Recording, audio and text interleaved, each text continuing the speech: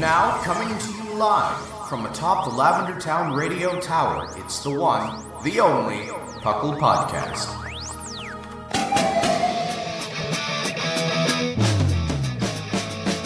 It's PUCL! PUCL! It's PUCL! PUCL! Pokemon Underground Champions League, oh yeah! PUCL!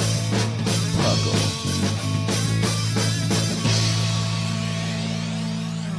Welcome to another episode of the PUCL Podcast. I am your host, Trainer Thatch, and I am here today joined by Lord Jushiro. Some say, hello everyone. And R Sigma. Hiya. And as like I always say, welcome to the PUCL Podcast. PUCL, of course, stands for the Pokemon Underground Champions League, a nonsensical name we came up with in 2007, where we talk everything from the trading card game to the video game to everything in between. And, boy. Oh, man. Actually, trading card game, I haven't done much, honestly. I've just been traveling so much, guys. I'm so tired.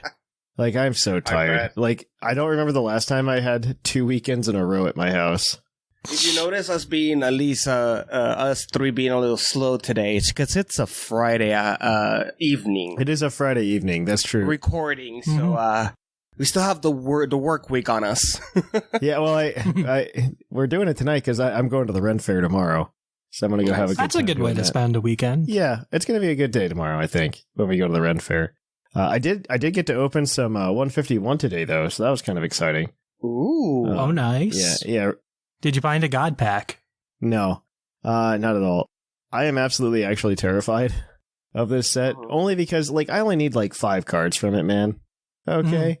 But I feel like they're just going to be bought up, and it's going to drive the price up for no reason. I mean, that's why they release these sets in waves, right? You never buy in the first wave. Don't touch first wave. You're correct. But, I need a couple cards. To be fair, I'm a dirty local player now because I don't have any regionals to go to. Mm-hmm. Which is fine. I kind of like it that way. Right.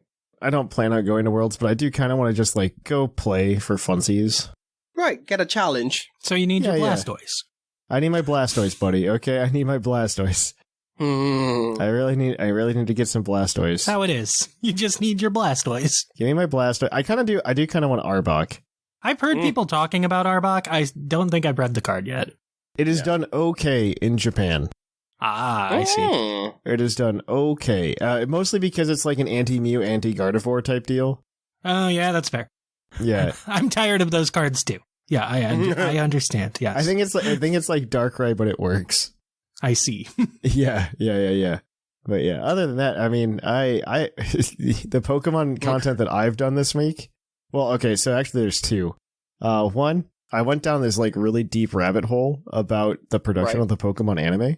Ooh. Yeah, this deep rabbit hole, guys. I could probably do a whole show on it. Actually, one of the original producers of the Pokemon anime has a podcast.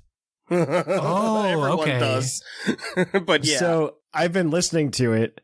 He's only got 8 episodes. He's doing it very sporadically.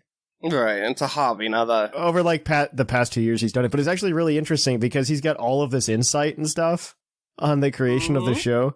Because he was the one who would help adapt the scripts for the lip flaps. Oh. For the early anime. Oh, that must have been fascinating. Fun. Yeah. So he's just got so much information about why certain things are the way they are.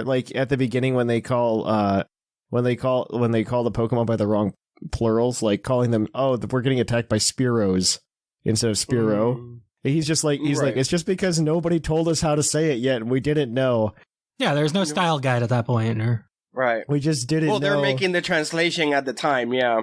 Yeah. It's very interesting. It's such an interesting thing. But I also went down some other deep rabbit holes. It mostly started because I just needed to chill out, right? During all this traveling. Let me hear about other people's problems or challenges. It started, and so I would have things on in the background. And one of the things that came up in my feed was just convention panels about the Pokemon anime. And I just kept listening to them. I don't know, I don't like listening to convention panels a lot, typically, because the questions that the audience asks are sometimes a little bit cringe. A little bit, yeah.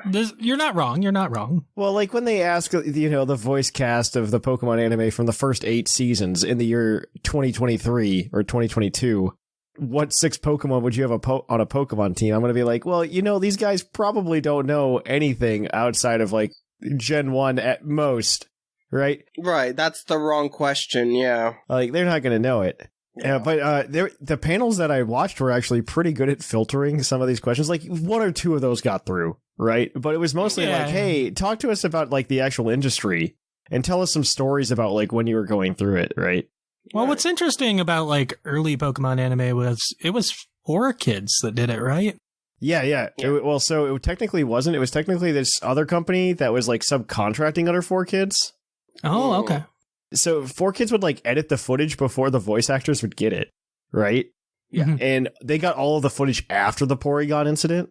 Okay. So a lot of things changed. So there's actually a lot of like really awkward, slow animations, like when the Pokeballs open very early on, because 4 kids or Japan is slowing it down to prevent the lights from flashing too fast. Okay. Yeah. That's hilarious. Okay. Yeah, fun fact. These are things I've learned in my binge. I need to reach out to this guy and just like do an interview with him.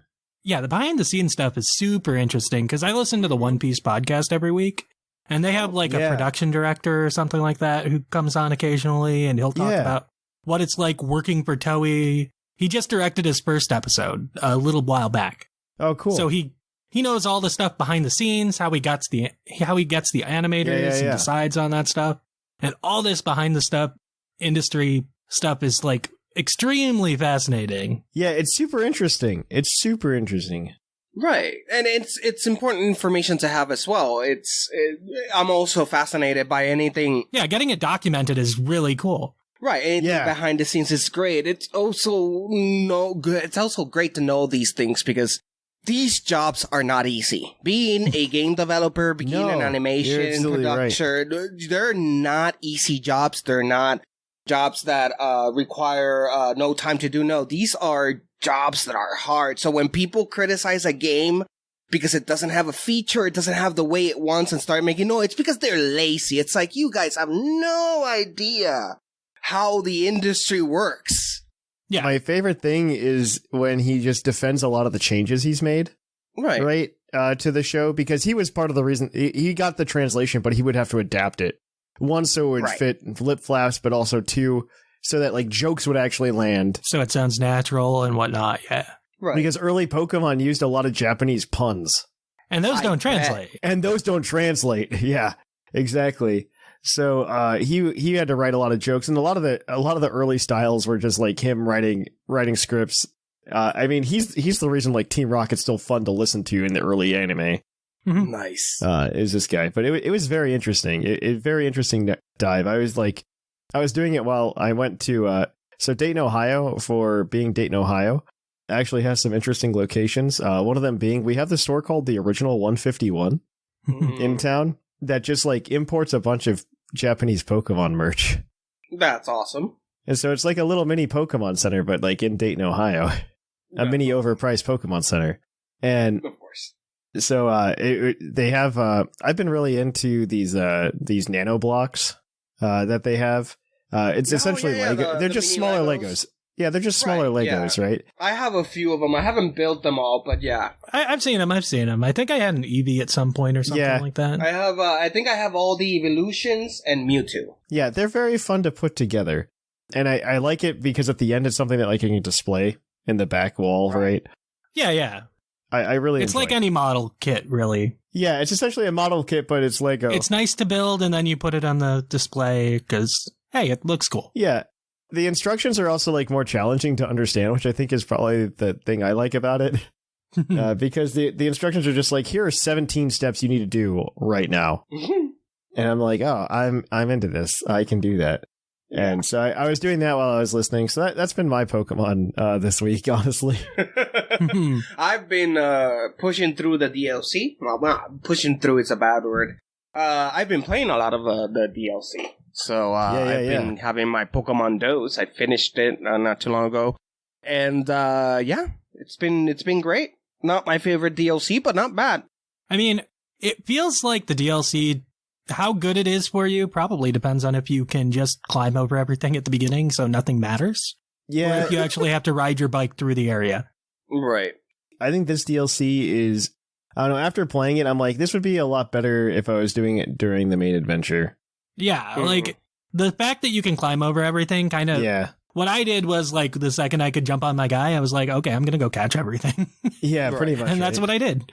It's like, okay, I'm just going to climb this mountain, catch everything. And then I realized that nighttime wasn't going to come, so I couldn't catch some of the ghost Pokemon and Clefairy. And it's like, that's. I guess we'll do the story, but. Yeah. I mean, it's a good DLC, but yeah. I don't know. I'm also interested to see what happens when we get the second one. Yeah. I mean, when it released, I was like, oh, wow, this isn't as broken as Urshifu was. And now I'm thinking back that maybe Ogre Pond might be a little too good. It's like, it's just a mono grass Pokemon. It's a grass Pokemon. It can't be that good, right? Yeah. Turns out but by the time this episode airs, there's probably a decent chance that one of the forms of Ogre Pond is no longer an OU. Yeah, very possible. Which one? Very possible, actually. The fire one is very good. Yeah, the fire one's very good. The fire one? Okay. The grass one is also pretty good, and the water one is pretty good too. The rock one's the only one I hear no one talk about. Yeah, well, they'll start talking about it when the others are banned, I think. Yeah. Mm-hmm. What about these three ones, the linguins? The bird's really bad. I think the bird's bad. I think the bird's bad. The bird is extremely bad. Monkey Dory's okay. Monkey is good in singles. Doggy seems good in doubles. Yeah. Is what it seems like to me. Because the dog has anti-intimidate. Yeah, Doggy is it's very close to Incineroar. Yeah, it's almost Incineroar. The dog has an anti-intimidate ability. So if Intimidate comes in, he gets the attack boost, which negates But that's it. a hidden, right? Yeah, and you can get hidden abilities right away, so it doesn't matter. Oh, you can? Yeah. Okay. Yeah, there's an item you can use, so it's the fine. ability patch. Right, the patch has been around. Yeah. Yeah, the dog's probably better as a hidden ability. I just didn't know if they were locked or not. As you can tell, I didn't put them on my party at all. Yeah, no, I just caught them. Yeah, no, that's complete. I mean, they're expensive, so it's fine. Yeah. Mm-hmm. But the dog seems good in doubles. Yeah. Bird is like absurdly bad. It's kind of crazy. Yeah.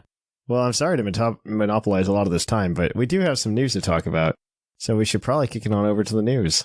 So let's cue that epic music.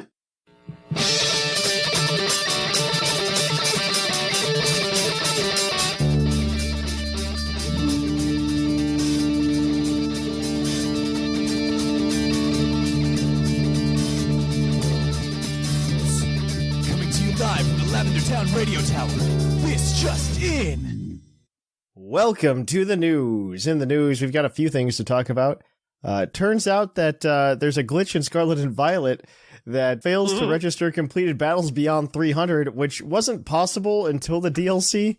So now now with the DLC, that is a problem, and that's actually an issue, I believe, for some of the side quests in the DLC. The Ogre Clan, yeah. Yeah, the Ogre Clan stuff. They're actually hard battles, too. Yeah. There is also going to be an update for this in early October to fix it. So hang tight, everybody. We're gonna. If you really need to battle the Ogre Clan. Yes, right, absolutely. And in that same vein, rank battles are being weird right now. Apparently, any new Pokemon from the DLC isn't banned and are allowed, but the returning Pokemon are not. And I believe that should be a good thing. Yeah, no, that's what the way it's supposed to work is all the new Pokemon are supposed to be banned, like until the end of the month. In the DLC, yeah, until the end of the month. I mean, I don't think there's like a regional or an event until like next weekend. I think is there one next weekend? I thought it was until Peoria or 2 weekends. I don't know. Oh no, Sacramento. Mm-hmm. Sacramento's happening. Okay, I think. Yeah, I don't like Ogre Pond's on the ladder essentially. And be scared, be very scared. And Weavile with knockoff. Yeah, actually. Yeah, I assume the new moves are usable on ladder. I don't know if new moves are. They might be. I know they're not allowed in like VGC yet, but they might be on ladder. Yeah. They're not allowed in VGC yet, but next weekend is the game's first Outbreak event featuring Clefairy with the upbeat mark. It should be available to even players without DLC, so yay. Awesome. That's exciting, actually. If you want a Clefairy, cool. Go get your Clefairy. It's not even with just an the Clefairy, but like it's cool that like you don't need the DLC to do it. Like I'm a big fan of that. Even though like the adoption rate for this DLC is stupid high.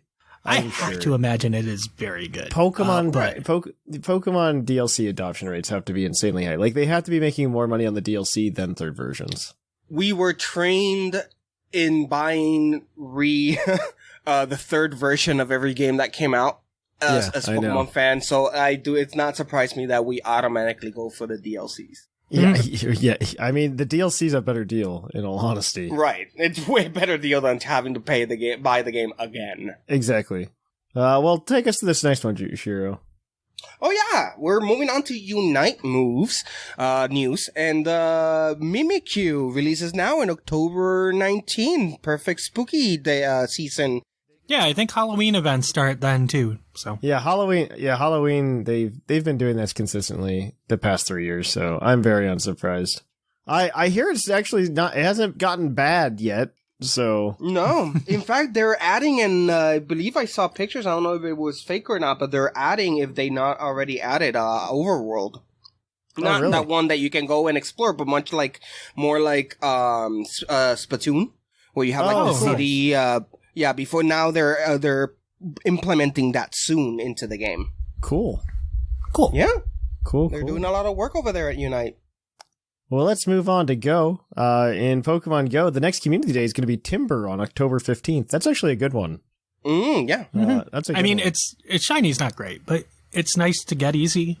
To get easy candy for it. Yeah. Yeah. It's not easy to get at Timber. So I think it was only in like eggs and special raids. yeah, so that's it was good. in raids. It was in raids. And like 1-star raids. Yeah. That's how I got mine. But yeah, that's exciting. What else we got?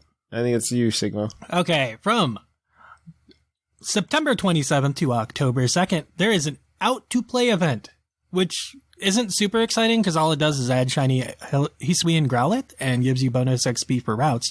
But if you're on the shiny Jirachi hunt, they're boosting the Kecleon spawns. That is important, actually. I got to the Kecleon task way back in May. I have found 3 in 4 months. How many do you need to get? You need 10.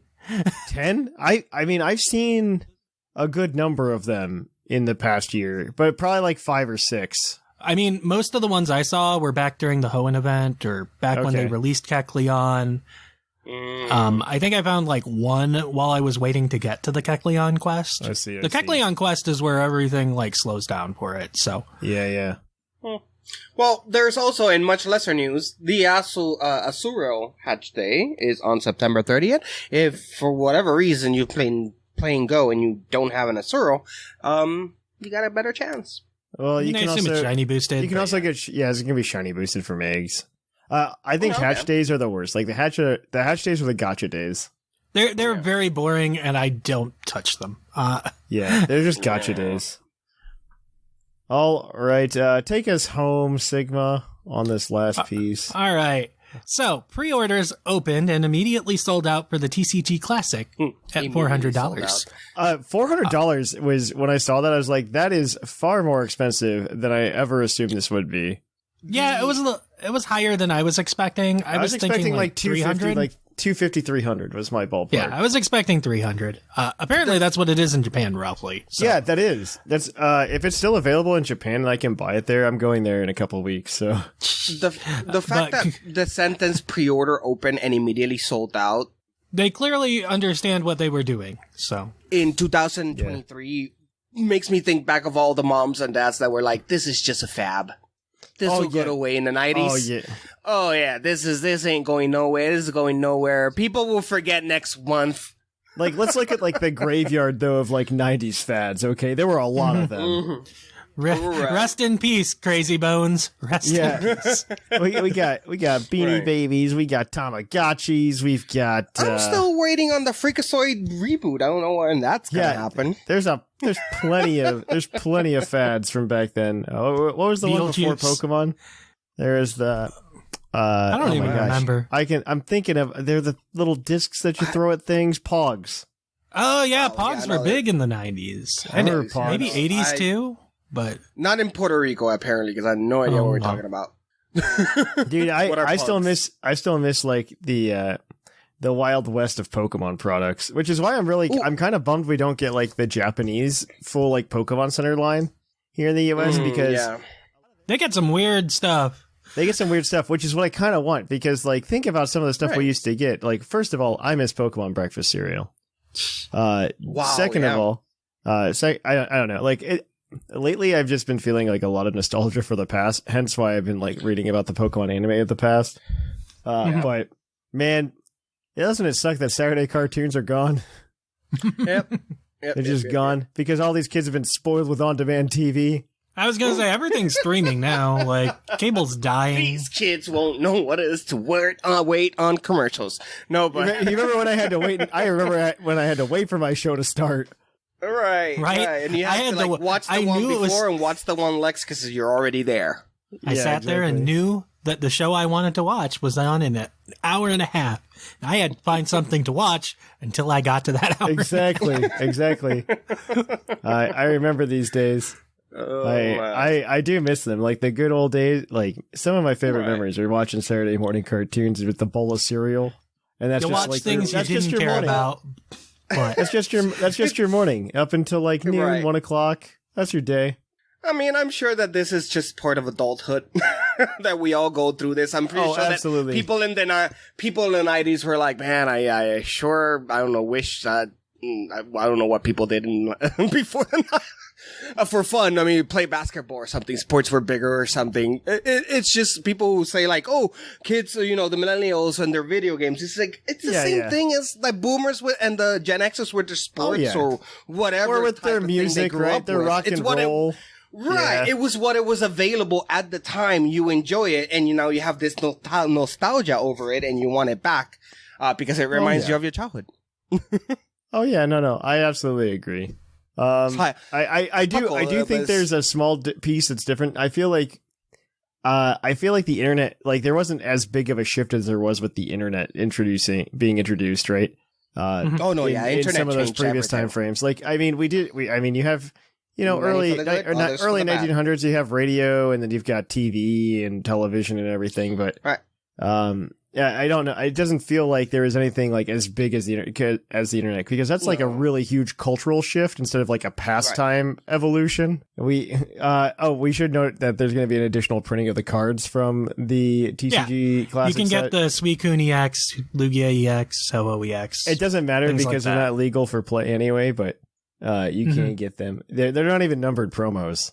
Just letting you all know, they're not even numbered promos. But I mean, we're the collectors out there. Like, they don't have to pay the $400 to get the set. Yeah, you don't need the $400 if you want the decks.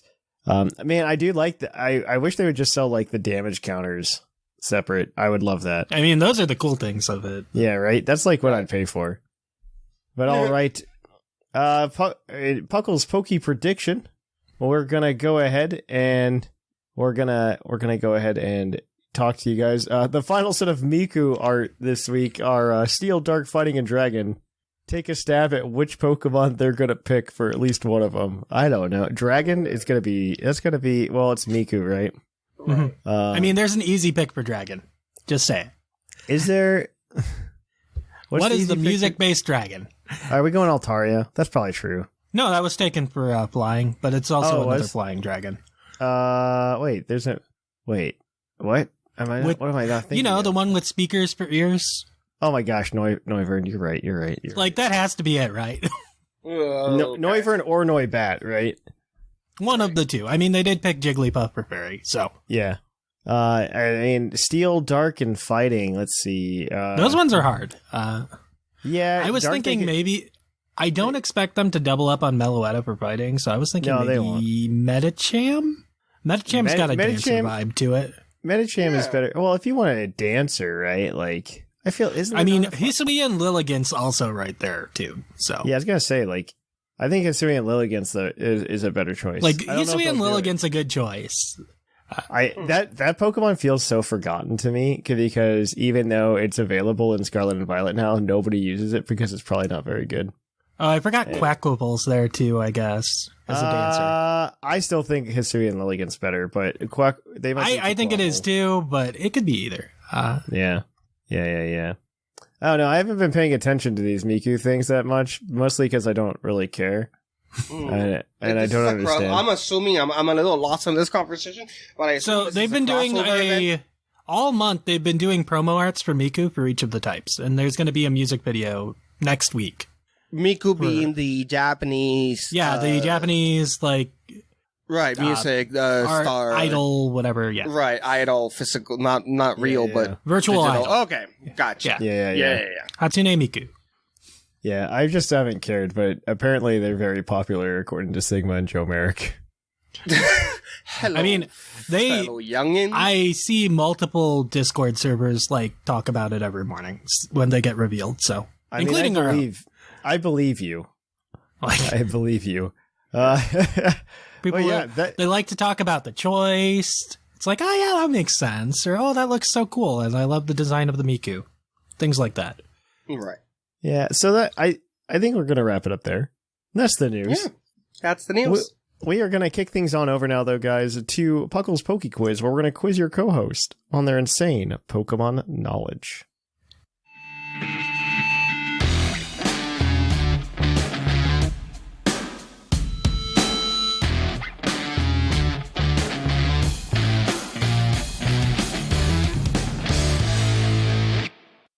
Oh, hi, and welcome to the Poke Quiz, the part of the show where we quiz our co-hosts on their insane Pokemon knowledge. I'm Mark from the Dunsparce Gang, here to explain the rules. Our fabulous co-hosts will work as a team to answer 5 Pokemon-themed trivia questions that fans have submitted on the Discord server. Each question is worth 1 point, with Pokedex and multiple answer questions worth more, for a total of 7 points. The host can use a free hint at any time. If they get all the answers correct and do not use the hint, they can cash it in for an 8th point. Thank you for that introduction. We are on to the trivia. Our first question this week is going to come to you from Umbreon 1080. Which Mega Evolution was the only one to not have a 100 base stat total increase upon its release? Alakazam. There you go. That was very quick, and that is the correct I have Sigma answer. today. I remember this because what happened was its regular stats were based by 10, like in special defense. Yeah, that's true. So its total stat increase was 90. And I assume it's because the stat increase to its regular form came late in development, and they just never went in and fixed it. Probably. It was corrected in Sun and Moon. It was corrected. Yeah, Sun and Moon fixed it. So I assume that's what happened. Is they just decided it can get 10 more special defense, and then they never boosted the mega stats. Okay. All right. Well, you're 1 for 1. That, so yeah. All right. This next one is from Bowling for Bear. Oh. Which Pokemon is number 1 in the Teal Mask Pokedex? Or the Kitakami Pokedex? Which Pokemon is number 1 in the Teal Mask Pokedex? I want to say it's Yanma or Poochyena. Oh my. I know it's not Wooper. Wooper's like number 5. But I think it's either Yanma or Poochyena.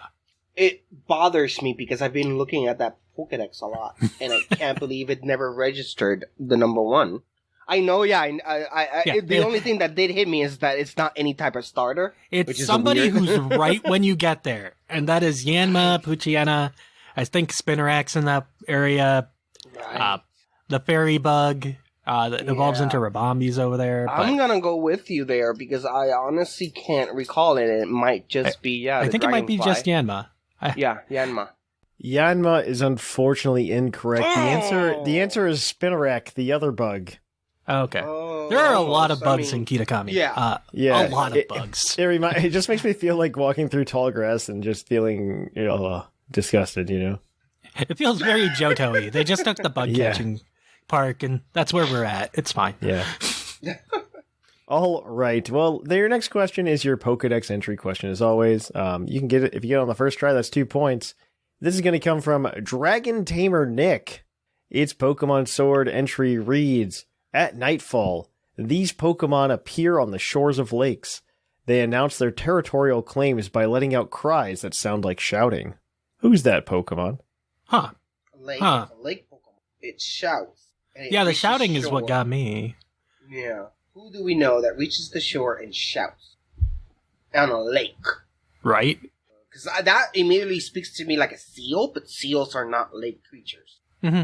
I was thinking like a bug at first, and then you got to the screech, and it's like... Right. Well, not even... If it were a screech, it would be a bug, but it's a scream. Yeah. Like, it wouldn't be Swanner, right? honestly, at this point, it makes sense. Wait, what game did this come from? Pokemon Sword. Not Swanna. All right. Okay. Pokemon Sword. We got Pokemon in a lake. There were no That ducklets. that reaches the shore and screams to say it's their territory. Oh, At boy. night. At night. Oh, at night. Oh my god. What Yeah. screams in the lake? The at night part really throws it off too. Right. It screams, so it has a mouth, so it can't be like a Starmie. Again, Starmie, not a lake creature, but reaches shore. Like, I don't think it's Crawdon, right? I was just thinking of Crowdon, but Like, I can't imagine it's Crawdon. well, you know what? At this point, I have mean, nothing might else as to well get another Right. hint. give. You want to go for the hint this time? Yeah, we'll, No, we'll say you get a Crawdon, second we don't entry. think it's right. Yeah. Crawdon is not right. You are correct Yeah. about that. Okay. This next entry comes to you from Pokemon Sapphire, Ooh. and it reads, "The curled hair on this Pokemon's head is proof of its status as a king. It is said that the longer and more curled the hair, the more respect this Pokemon earns from its peers." So I'm leaning Politoed. Oh, yes. Now everything makes sense. Yep. It only has one hair, which Only has one hair, and it's curled. but it is a king. It thinks of itself as a king, and it does have a mouth where it can scream. And frogs do scream at And night. it is on a lake. And the frogs are like creatures. Yep. I go for that too. Yeah, that's where I'm at. Poliwhirl is correct. Or Politoed. Poliwhirl. There we go. Politoed. Politoed is Okay. correct. What? I still would have given it to you, but it is Politoed, yes. Okay. All right, so you Okay. guys are 2 for 3. This next question is your multiple answer question. And there are going to be, you know what? I'm going to go for this one. There are 13 answers to this question. wow. I think both of you will be able to answer them. There are 3 points up for grabs, so I'm going to say for every 3 answers you give me, you get a point. If you get all 13, you can give yourselves a pat on the back. Yeah. Who were the 13 amiibos? This is from Bodhi, by the way. Who were the 13 amiibos of Pokemon that were released as of now? Oh. Okay. Ooh. Let's start. Number 1, Charizard. Number 2, Charizard, Pikachu. Those are both Ivysaur? correct. Ivysaur, Squirtle, That's 4. Pokemon That's Trainer. correct. Mewtwo. That's 5. Yeah. Mewtwo is 6. Pokemon Trainer, Jigglypuff. Wait, Pokemon Trainer is 7. not a. Well, Yeah, there's it's a on this Pokemon list. Trainer one. It's lit. It's no, on there the is, list. but Oh, but It's he's not not on on the the list. list. I thought you were I talking have it on the list. specifically Pokemon. I have. Okay, He's on the okay, list. so Yeah, Trainer, it's the that's same. fine. So you guys are at 7. So there is a we- Detective Pikachu amiibo that's separate from the Pikachu amiibo. There's I a will accept Lucario. that. That's 8. Then that's 9. Yeah, Yep. Lucario's there. Yeah, Greninja. That's Greninja. 10. Incineroar has one. Incineroar, yep. That is 11. And two more. We got Who else T- was in? Are we done with You're all the missing- Smash ones? No, you're missing I one don't Smash think we one. are. We're Yeah. missing one one Smash. Smash. One Smash. Who is it? Who is Smash? Pichu. Pichu. Yep. Pichu. There we go. I And don't then think. we're missing. I don't think you're gonna think Oh, about it's the this Shadow last one. Mewtwo card. Yeah. From, yeah. Yep. The Shadow. That is all I have 13. them. I Wow, wasn't pat gonna on the guess back that to last you. one. I Wow, have hats off. over half Hats of off. those. You got all I of have them. over half of them. I have all of them. Yeah. Well, except for the I Detective don't. Pikachu. I don't have Detective Pikachu. I don't think I got the. I don't think I got Squirtle, Ivysaur, and Pokemon Trainer. Oh, or Pichu. yeah, they were in a pack. They were in a 3-pack. But they yeah, were, that is. That's when they raised the price of Amiibo, and they weren't. and those that's were fair. small figures, and they weren't worth it. They weren't worth the $16 price tag. All right. Well, that gives you all 3 points. So you guys are up. You guys are up 5 for 4, something like that, right? No, more than 5. Yeah. No, 5 for 4. 5 for 4. Yeah. Yeah. All yeah. right. Well, you guys can go for 6 here. This is your base stat question as always, and I was only given one option for this today, probably because I was a little too early for Liger. And so this one is from Zay Paladin. Which single stage grass type Pokemon has the lowest base defense? Ooh, interesting. Which single Can we get a hint? stage? You can get a hint. This is a pure grass type Pokemon. All right. we already So knew that. Carnivine is here. I don't know what Carnivine stats are. I'm going to be honest. I know it's bad. I have no idea Carnivine's. What other monotype or non-evolutionary grass types are there? What's the stat again? Lowest defense, I believe. Defense. Lowest base defense. This Pokemon was also, it was in a recent-ish theme deck. Okay. I know you and I have played theme deck battles on PTCGO before they no longer existed. But yeah. The grass decks were always bad, though.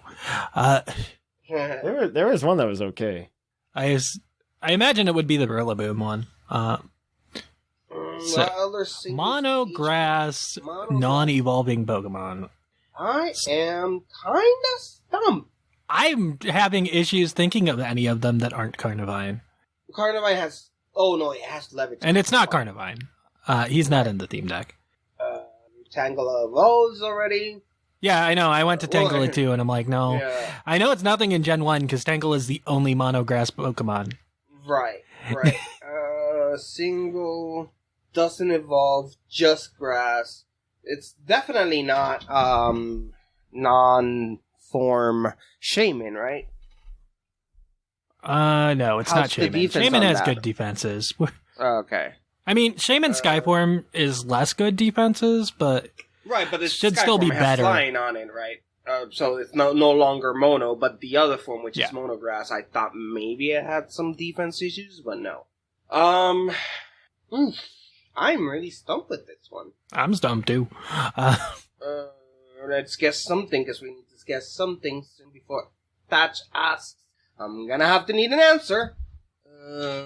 Oh man, I'm stumped. I'm gonna need an answer here, guys. Yeah, there we go. There it is. What do we do?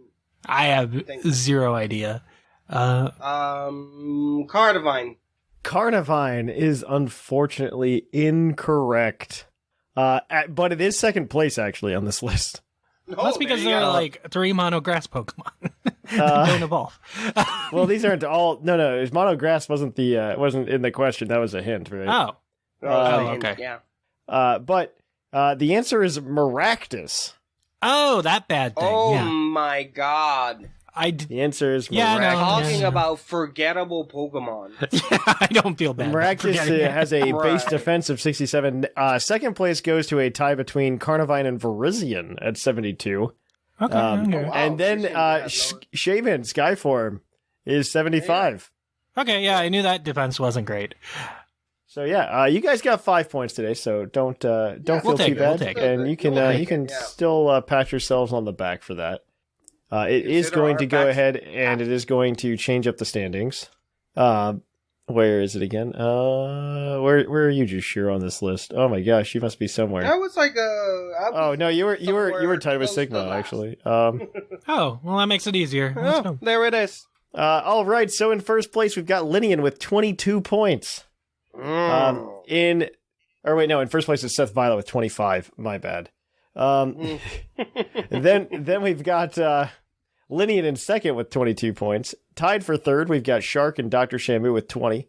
In a three-way tie for fifth, we've got Whimsicott, R Sigma, and Jushiro with 17. Hello, best trio Let's ever. go. In eighth, we've got Mark and Sublime tied with 14 points. And then bringing up the rear, we've got Claude with 6. Still a race to 40, so it's pretty much anybody's game. So until then, guys, tune in next week for another segment of Puckle's Poke Quiz. Until then, we're going to kick it on over to the topic. Puckle Factory is back. Battle against your fellow Puckalonians with rental teams provided to you by us. Each week will have its own themes to explore. You get to pick which team best suits your wants, which one you think is the best. You have until October 1st at 8 p.m. Eastern Time to sign up. Further information can be found on our Discord at pucklediscord.com. Hope to see you there. Welcome to the topic. Our topic today is going to be Mega Evolution Retrospective. I think that's the way to do it, right? Legacy of Kalos, let's go. The Legacy of Kalos. That's nice. Legacy of Kalos. Yeah. No, I'm actually very interested in this topic. Sigma brought it up because he's like, oh, well, this too bad it's not like October 13th and we could just do this. And I kind of disagree. I mean, we can do it anytime. It just gets more traction on the actual, like, decade. The anniversary day. That's true. I mean, we should just be better about social media, which I am not, and just go ahead and do it because and like promote it that day. But I just think it's such an interesting idea. It's worthy. It's a worthy topic. Well, mostly because I'm excited to talk about it. Because as soon as Sigma brought it up, I'm like, I have so many feelings about how this goes. Go ahead, Thatch. Unleash them. Oh, man. Okay, so I have a lot of opinions on Mega Evolution as a whole because Gen 6, as we were discussing off air earlier, was a very, I think, a very pivotal game series in the history of the Pokemon franchise. It did a lot of things. I would say second reborn, second revive. I don't want to say it's a revival per se, but one, it was the transition to 3D, which was what it was. Yeah, it didn't matter in the grand scheme of things for Gen 6, I hope. It was cool, but it didn't, like, it wasn't a game changer for me. Yeah, it still played, like... It was the same games. Yeah, it was the same games. Yeah, pretty much. I just, I'd much rather have had it be, I don't know, like, they were good games, they just weren't the rebirth of the franchise. It was the first time, I think, that we had a lot of Gen 1 pandering in a Pokemon game, which has just not gone away, which is unfortunate, but Unova not being received as well as I think the Pokemon Company would have hoped, I think I think they took it too far, right? I think Gen 6... The soft reboot was not the way. The soft reboot wasn't their way, right? But I feel like really leaning into Gen 1 as hard as they have been in the past decade has been very tiring, very exhausting. As the 151 set releases. In terms of a Pokemon game that I really enjoy, I think no Pokemon game, at least personally for me, this is very subjective, I believe X and Y is the one that encapsulates adventure more so than any other Pokemon game. Like the feeling of adventure, I very much encapsulate it. And I do think Sigma also made some comments earlier that it's probably a lot of it's caught up early in the game as opposed to later in the game. Like I know a common complaint about X and Y is that it takes forever to get from the first badge to the second badge. But I think honestly, that was good though. That was good. That's my favorite part. That's my favorite part of that game. And what made it feel like an adventure instead of being like, oh, one route gym, or something like that. I felt like I was exploring and having an adventure and doing things. And that felt good. That felt good. And I will stand by that for eternity, honestly. I think Scarlet and Violet captured that to some extent as well, just in a different way. Just because, I don't know, like the trend of every game series becoming Breath of the Wild and hitting some kind of singularity there, honestly, a little exhausting. Though I do think Scarlet and Violet is done very well outside of game performance. My opinion, real quick on that, is that I do agree on the adventure. However, the distinction I would like to make is that not Sword and Shield, X and Y, it was a sense of adventure that it was built for, they built that for you so you can have, it's an artificial feeling of exploration because you're not really in exploration. You're still in a rail game, right? You're going through a certain passage and you go back and forth. Yeah. But it's still pretty much made, while in Scarlet and Violet, they give you full freedom to do an actual adventure and they leave the adventuring part to you, right? It's like you can either go to every corner of this map and not touch a gym if you want to, but if you want to speed through it, you can also do that.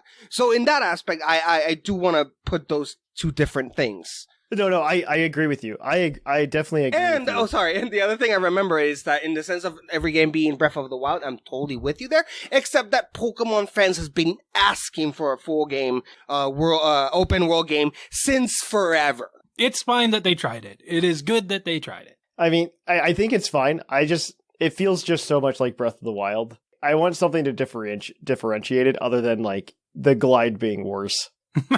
like that's the honest answer. The part of it is like maybe it should stay in like a Legend series and have linear regular games. I don't know. No, you know what's worse is I think Legends did a better job than Scarlet and Violet in some senses, but regardless, I do want to. This is about Mega Evolution, right? We found a new topic for a later day. Yeah. I think the problem is you have the three of us on, which I think are very passionate about this topic. We found a topic with depth. It's fine. Well, so like Mega Evolution is like it's the gimmick that started us having a gimmick, and I wanted to define the gimmick briefly because when we were discussing this topic earlier, we also had a disagreement, a minor disagreement. I wanted to define what I mean by gimmick, and that is something that is pretty much legal in like VGC, right? Like something that changes the Pokemon and is legal in VGC, so you actually see it at Worlds so that they can kind of sell the gimmick. And so, because we brought up like the idea that triple battles was a gimmick, and I do agree with you, they were, and it was an awful one. It was not one well regarded. It felt like a generational gimmick instead of like Gen 4's gimmick of a special physical split that was always going to be with us, right? I wouldn't call that a gimmick, right? Yeah. That was a stretch for a gimmick, but also Gen 4 doesn't really have a gimmick. So. Yeah. This was the real first gimmick, and well, the underground, but yeah. It's treated so differently from the others, and I think one is because they didn't know what they were doing with it and like how far they wanted to take it, right? Because it's the only gimmick that's returned between games, and several games, mind you. It's returned not only in Sun and Moon, but it also came with multiple retcons, multiple retcon lore, like, right? Yeah, it was in Sun and Moon. And then again, it showed up in. I'm actually surprised they got Dex entries in Sun and Moon too. By the way, Let's Go of all places. Pokemon Let's Go got it. Yeah. And then on top of that, what was most frustrating of all is like post Sword and Shield launch, it came out in Pokemon Mystery Dungeon at DX. Oh, that too. It's in there. Yeah. It's like, and I think it's coming back somewhere else as well.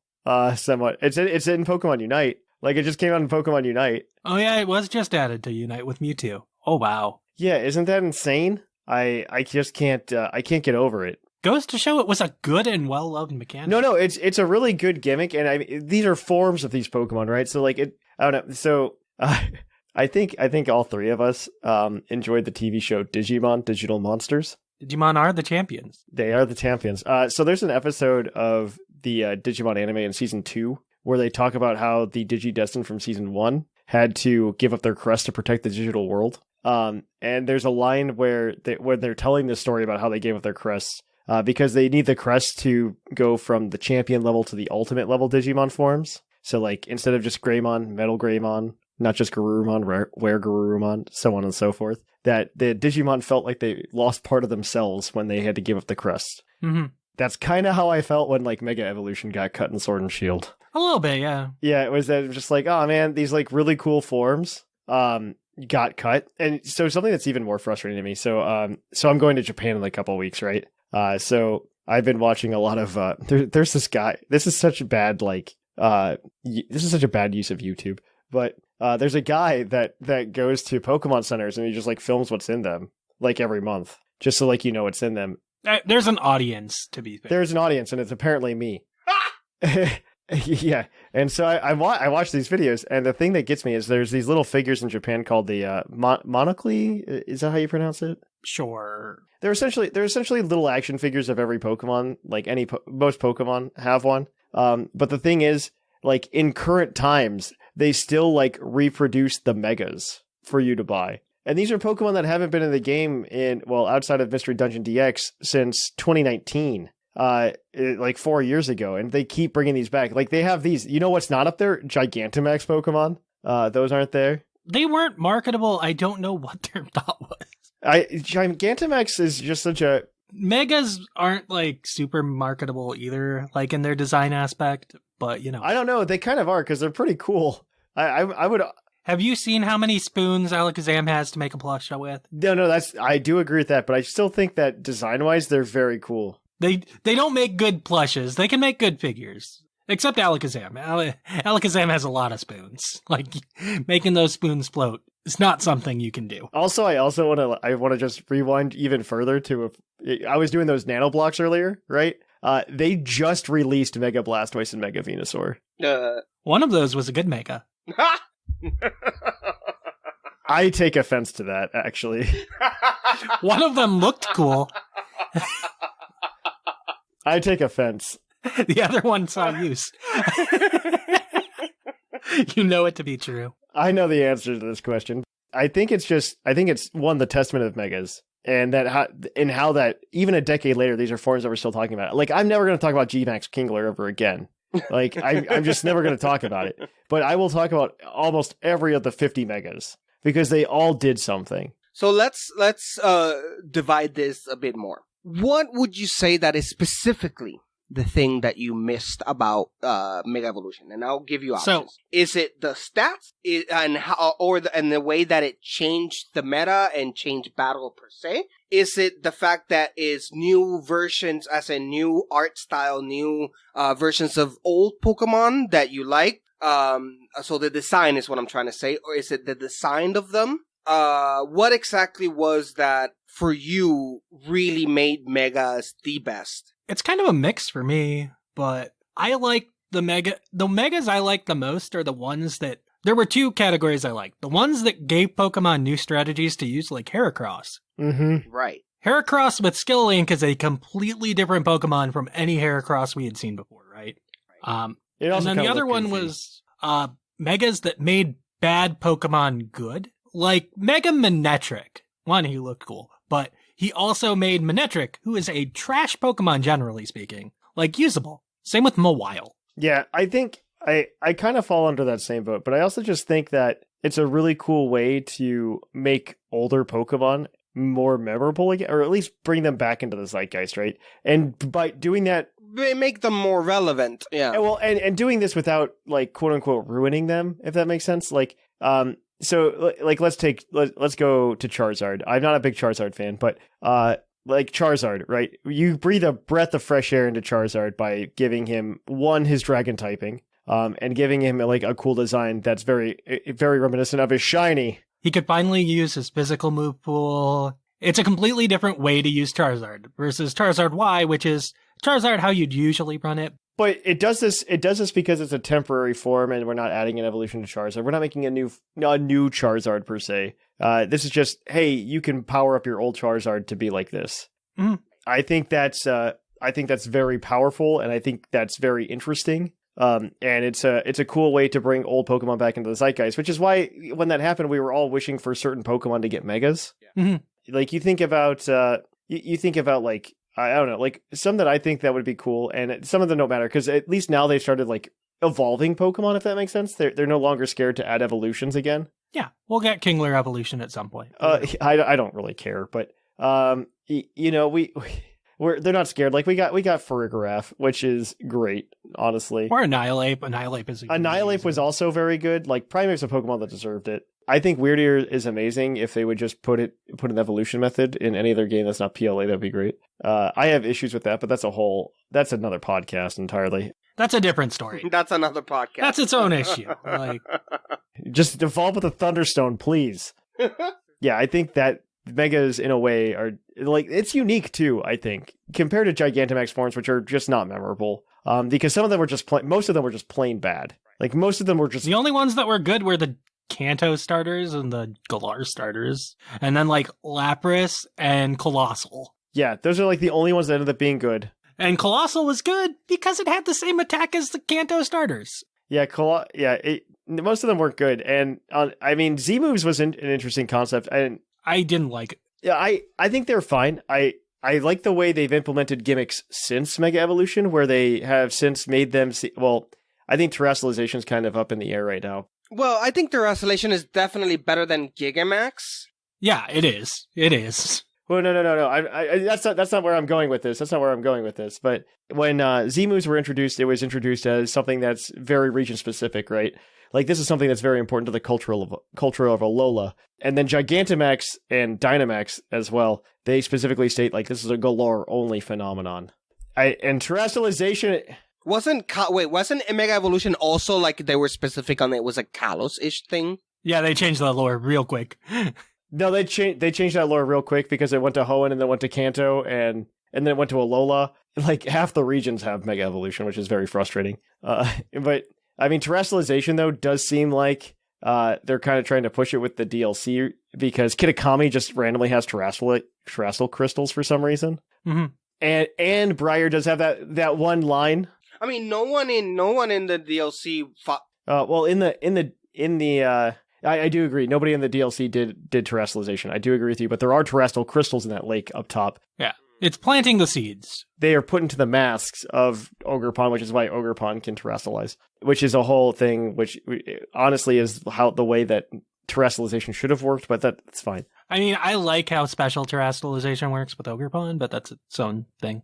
It kind of feels like Megas because the ability changes. It is. It's 100% just Megas. It's like it changes the type, it changes the stats. It changes the stats. It gives it a stat boost. It doesn't change the stats. It gets a stat boost instead. It gets a stat boost, which is kind of the same thing. Right. So this is my next question. My question is, why do you think that Game Freak decided to opt out of Mega Evolution when it came to Sun and or the next, Sword and Shield, Sun right? and Moon. Yeah. Why did you think that they decided we can't proceed with this? We're going to change it to this other thing. I don't think it was compatible with what they wanted to do with Gigantamax and Dynamax. And also, I think they made some of them too strong. Well, I think Gigantamax and Dynamax was a substitution, right? They could have not done that and add Mega again, because obviously Mega Evolution was always like a success and it was viewed very positively by the fan base, but yet they had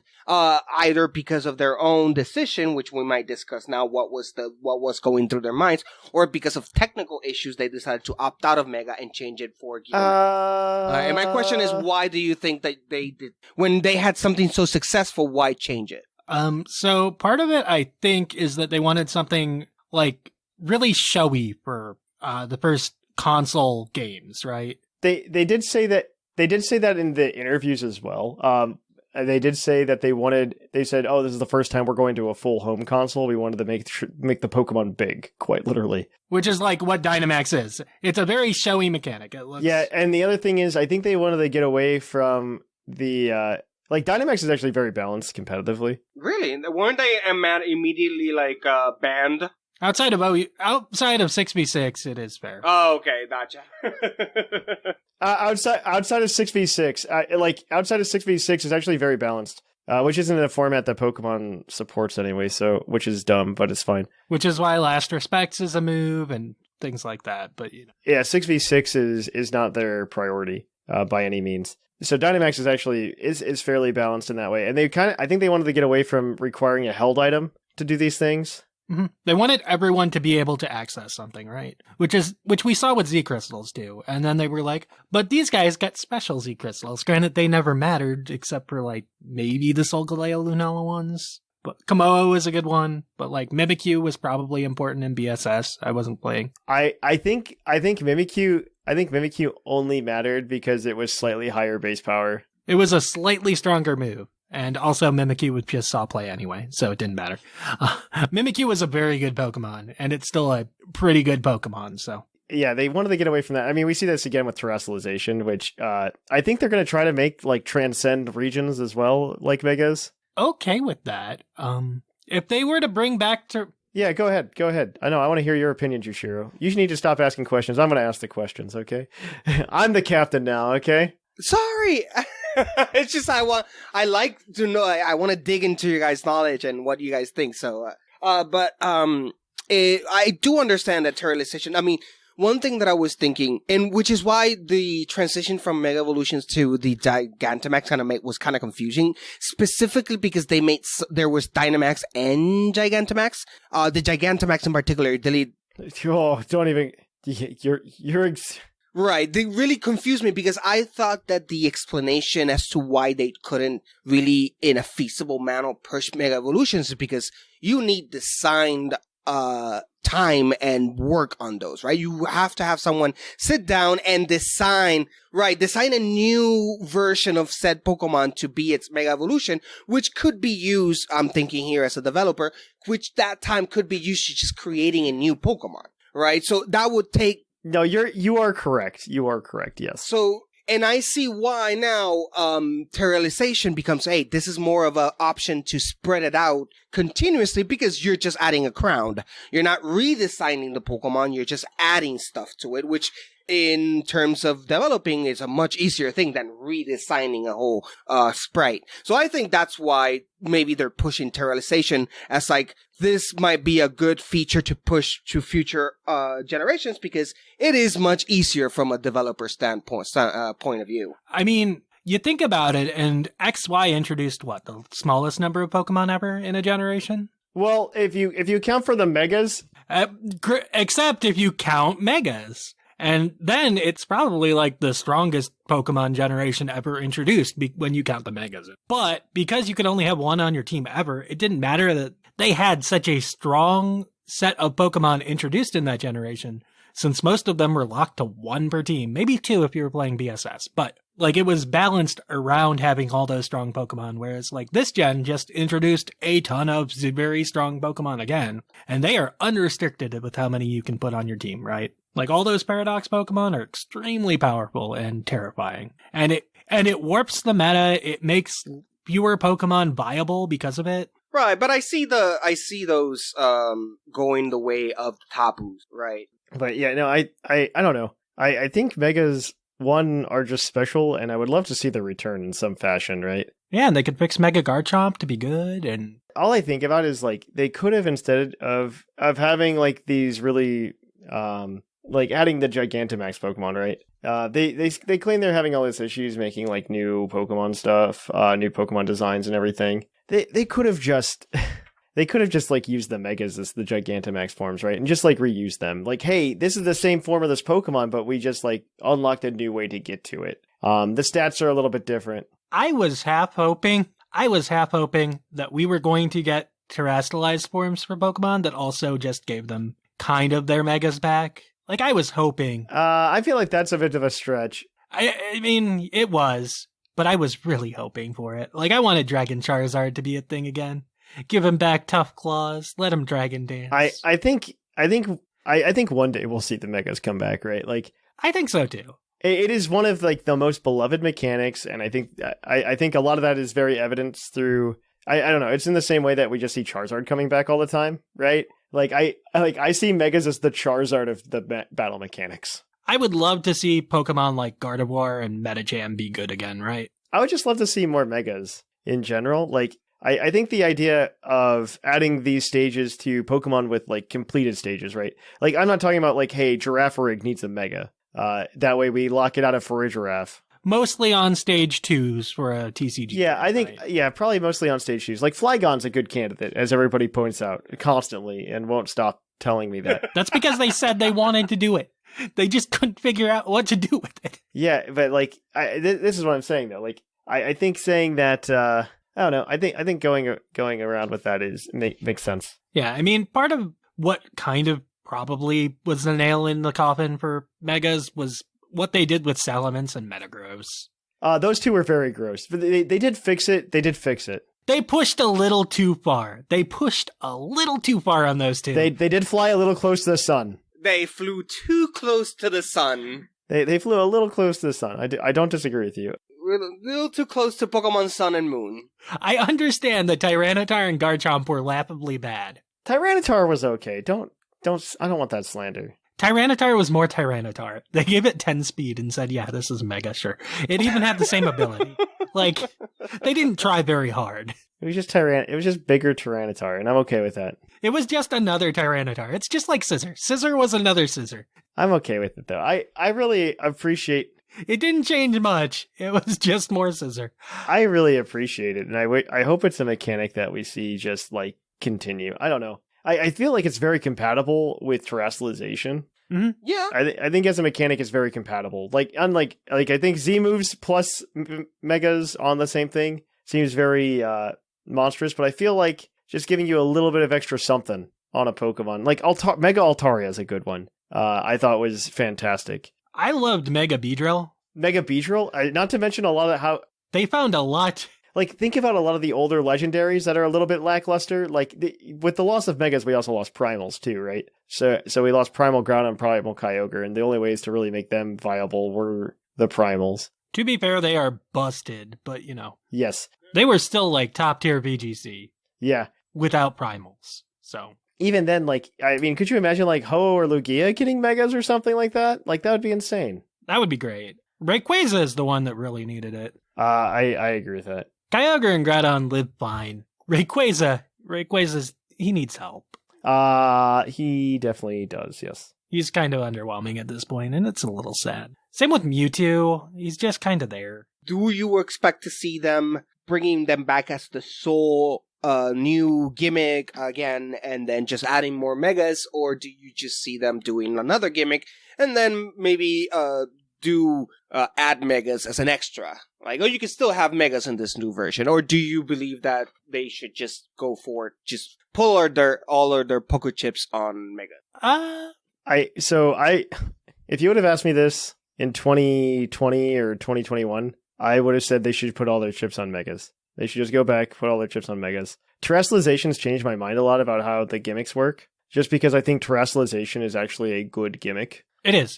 It's significantly better than the past couple. Yeah, like honestly, if I were to rank them, I'd rank them megas, then terrestrialization, then probably Z moves, then Dynamax. C moves and then Dynamax. Yeah, I put Dynamax over Z moves, but I put Z moves over Gigantamax. So they're kind of a flex slot, right? Like I don't know.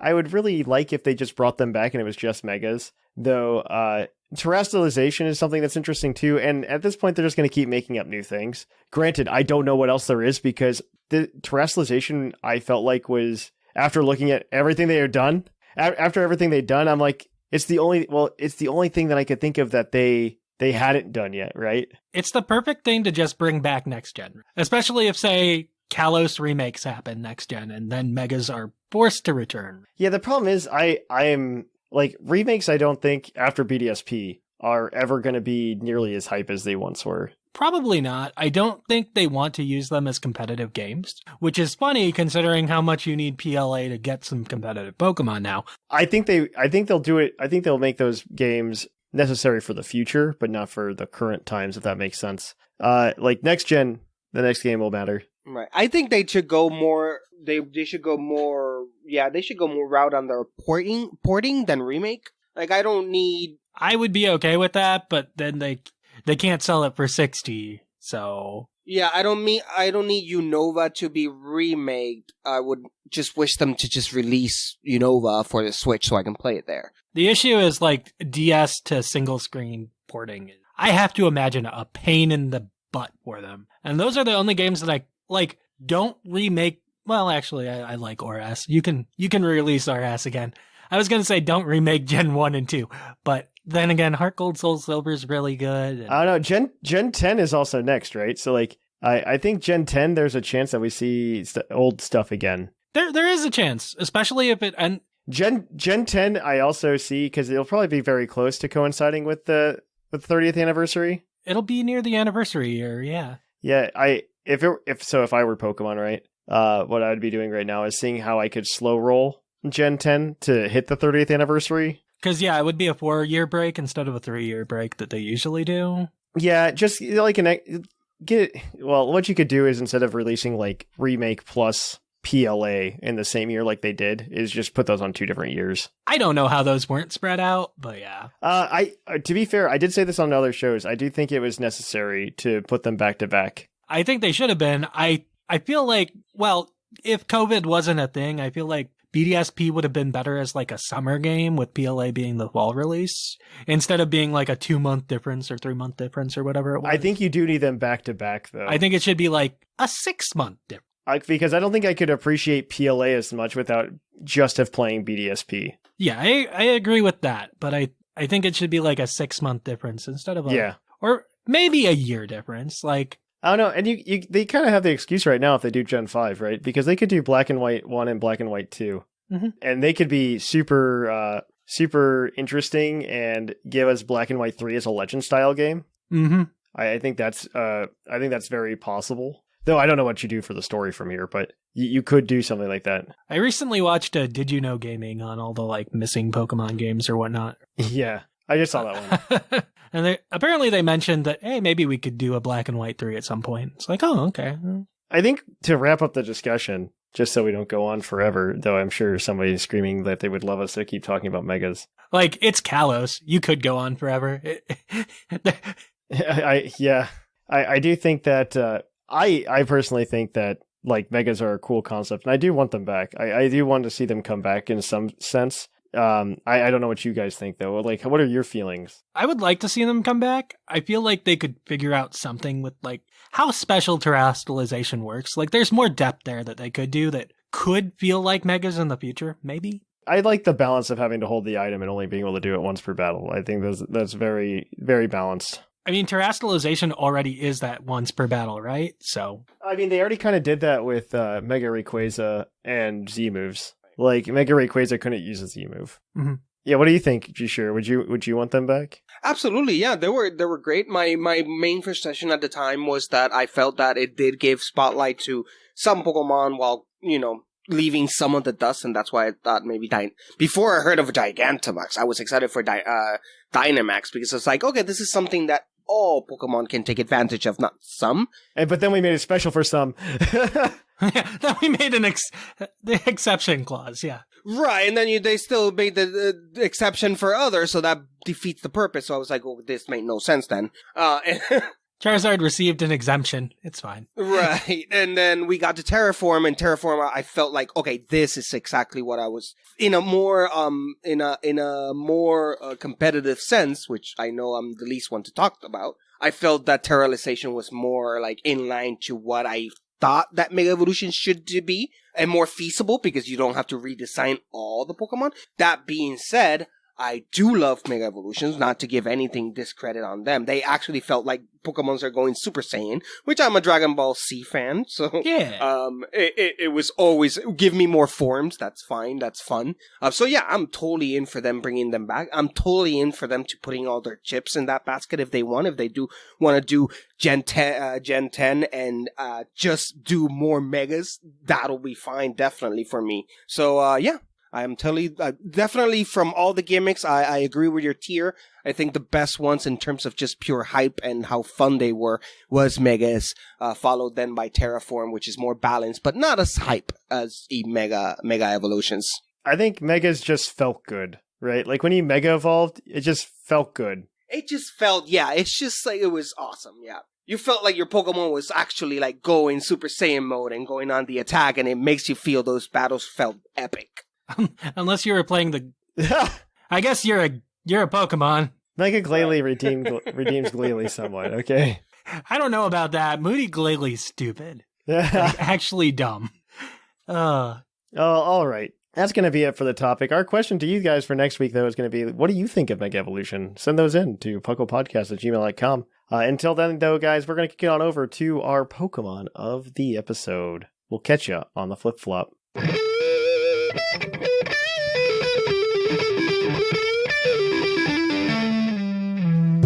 Episode. Welcome to our Pokemon of the episode. Our Pokemon of the episode today is National Dex number 472, Gliscor, the Fang Scorpion Pokemon. It's a Legends Arceus, Pokedex entry reads. It glides soundlessly on pitch black wings and sinks sharp fangs into the throat of its prey. It takes on a look of satisfaction once it has entirely drained its prey of blood. They also fixed its model in Scarlet Violet. It no longer flies all the time. Yay! He actually lands and sits on his feet, and it's very adorable. Yeah. Speaking of the downsides of Kalos. Yeah. Ooh, that hurt for a long time. Yeah, let's not talk about that. Yeah, Gliscor, ground flying Pokemon. I can only think of one other Pokemon that's this type, and it does very well. It's a very good typing, despite the Pinesaur weakness. Who would have guessed? Yeah, to be fair, like Ice is the Pokemon type chart is a thing of beauty. Like, I don't know how Game Freak managed it. Like, I will give Game Freak kudos all day long for the Pokemon type chart. I think it is beautifully balanced, with the exception of Poison type. Maybe Steel. No. Fairy could use a little. Fairy could use a nerf, I think. Fairy and Water, maybe. Looking at all the Terra types for this team. Yeah, But yeah, they did a fantastic job. So because ice type, it's a very good offensive type, but it's any Pokemon that is ice type that would benefit from getting stabbed from it is just terrible. Defensively, ice is terrible, but offensively, it's awesome. Same thing happens with rock, actually. It's fantastic. It's a fantastic offensive type, but it's also it's just terrible. Well, defensively, it's better, but all of the moves are I don't think there's a rock type move that is 100% accuracy. We have Ivy Cudgel now. Let's go. Yeah, that's it. There's Power Gem and Ancient Power. Powder Gem, but that's special. Those are special attacks. Yeah. Physical attacks. I think it literally is just Ivy Cudgel. Yes. But Gliscor, good Pokemon. I don't know what to tell you. It's just historically been good with Poison Heal, which gives you an insane amount of HP back, actually, compared to everything else. Leftovers or anything. Isn't it twice what leftovers is usually? It is. Isn't it an 8th? It's 1/8. Yeah, it's 1/8. Yeah. Compared to 1/16. Yeah, compared to 1/16. Yeah. Exactly. And you can just poison yourself and you're fine. Which means you're immune to burn, which is great. And sleep and all these other things. Gliscor is a good Pokemon and has historically always been so. Yeah, we just had to miss him for 3 years, and now he's back. Yeah. Yeah. I guess he wasn't in Sword or Shield, was he? No, that's why everyone was so happy that he's finally back. I guess I didn't think about that. I mean, he was in BDSP, but in PLA, yeah. But that doesn't mean anything. Those weren't metagames people played. It's fine. Yeah. The base stats on this guy are very interesting and good. Base speed of 95 because it's Gen 4, and that's what we did with everything. I mean, that's one of the better speed stats that came from Evolutions in Gen 4. Yeah. So he made out. Base 125 defense as well, which is very good. Being a fast, bulky boy. 95 attack, so your attack stat's not too shabby. 75 HP, 75 special defense, and you're never going to use the 45 special attack anyway, so don't even, just pretend it doesn't exist. It's a dump stat, we don't care. It's a dump stat, it's just there. I mean, base 510 total is pretty good. This is speaking of Mega Evolution today, this is a candidate for that. Yeah. I would argue. It's a Pokemon with stats that shouldn't evolve, Duraludon. Yeah, Duraludon. I'm still not, I still wouldn't be surprised if Archaludon is a scissor evolution where it just doesn't change get the base stats. It doesn't get stat boost. I would not be surprised. I feel once you're above 500 stats, you probably don't need an evolution. No, you need a Mega. Bisharp. That's what you need. Yeah, Bisharp. Oh, Bisharp. God. King Gambit, what are you doing? At least they didn't give it knockoff. That's one of the. They did really good with move distribution. I am terrified that King Gambit is going to be one of those evolutions though that's stuck into a past game. Oh, because of the stupid evolution method. Because the evolution method, it's going to end up being the Weirdeer Meltan situation where they don't bother figuring out a new one or something like that. Yeah, I mean, I'm kind of okay with it. In the way that they have home working now. Going backwards is nice. Being able to go backwards so that if I catch that Pokemon in my game, I can just send it back and go evolve it. I think that's great. Mm-hmm. And they are trying to be very proactive about making sure that every Pokemon is available on the Switch as that result. Rip Furfro. It's fine. You can't put hats on hats. It's not good etiquette. Furfru has too many hats. They don't want to make the models for wearing the terrestrialized hats. It'll be fine. He'll show up eventually. Yeah, I'm sure. Yeah. He's fine. But all right, we got a team for you today. It is an OU team running this Gliscor. It feels bulky, but I don't think it is. We've got Gliscor, obviously the titular boy. Toxicor, Poison Heal. We're back, baby. 248 HP, 244 special defense, 16 speed because we're hitting numbers. Careful nature so that you're especially defensively bulky. We got Earthquake, Spikes, Toxics, and Protect. That is titular Gliscor. I don't know what to tell you otherwise. Right. You are just Gliscor. The only thing that beats that set is probably Corviknight. Probably. Yeah. Additionally, you've got a Alomomola with heavy boots. Or heavy duty boots, I should say. With Regenerator as the ability, Terra-type Fairy, because why not? Max HP, max defense, bold nature, because you're just going to be bulky and you're going to flip turn, which is a returning move. TM, which is great. as well as Scald. It has Wish and Protect as well, because these are just the Stally boys. But let me tell you, this team is not Stally based on everything else I am looking at. So You have your defensive pivots, but okay. Yeah, you have your defensive pivots and you got everything else. Now we have what you pivot into. First up, we have the Blood Moon Ursaluna, the Scary Bear. Holding its leftovers, its ability, Mind's Eye, because we want to hit those ghost types with our normal attack. Terra type poison, because sometimes you defensively need that poison type. I assume we're dodging fighting attacks. We're max HP, max speed with the dump point and special attack. Timid nature. We're going fast. We're Calm Mind, Earth Power Blood Moon for our stabs, and then Vacuum Wave for when you're not fast enough, because you are still an Ursaluna. Because you're still king. You're still an Ursaluna. You're not that fast. Just because because you invested in speed, you're not that fast. Next up, we got Scissor with Heavy Duty Boots. Technician is the ability, as it always should be on a Scissor. Electric Terra type, you're never clicking that. I don't think there's a case where you're carrying the Scissor. EB spread's kind of weird. 32 HP, max attack. Dump point and special defense for some reason with 220 speed. That's so weird that it's so hot. Oh, never mind. You are electric terraing sometimes. I lied. Because we're an adamant nature with Terra Blast, Bullet Punch, U-Turn, and Sword Stance. I saw that as an interesting Terra. What are we luring in? Are we... What? I am You're not curious. luring anything in. I think you're just stopping yourself from getting walled, in all honesty. Like, what are we going for? Well, here? so it doesn't handle a lot of bulky water types that well. That's true, but I imagine Alomomola is a Pokemon that is actually out there that you guys are talking about. Maybe it's the Manaphy you guys are talking about. Yeah, a lot of things do tear into water. Yeah, the only reason Alomomola is not tearing into water because it starts water. The second bulky type is fairy, and then poison is the other one. So, all right, Jushiro's going to take us home. Yeah, we're going to take us home with Great Tusks, with leftovers, the ability, of course, photosynthesis. Terra Water, which is surprising. And then we have we have a Jolly Nature, and with the attacks of Stealth Rock, Earthquake, Ice Spinner, and Rapid Spin. You want to make sure to clear all those handicaps, or not handicaps, those, what do they call them? Obstacles. Oh, what's the word for them? Hazards. Hazards, thank you. To get rid of those hazards. And then, speaking of hazards, if you do have some hazards, or your opponent does, on the field, you can always switch over to Meowscarada with Heavy Boots, ability Overgrowth, although I don't know why they didn't go with Protean, but that's fine.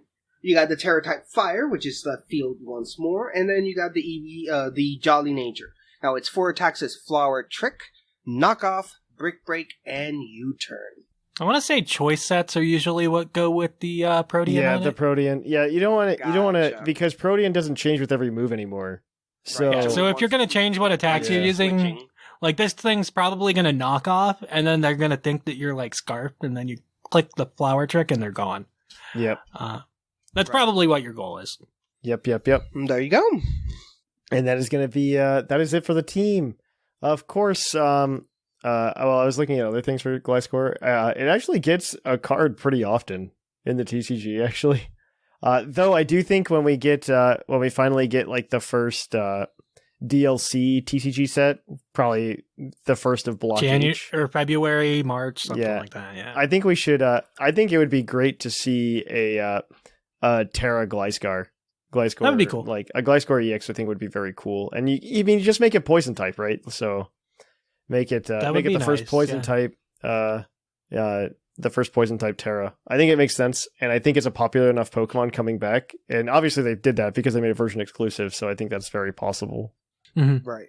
We can get fighting type Apom or something. Something stupid. All right.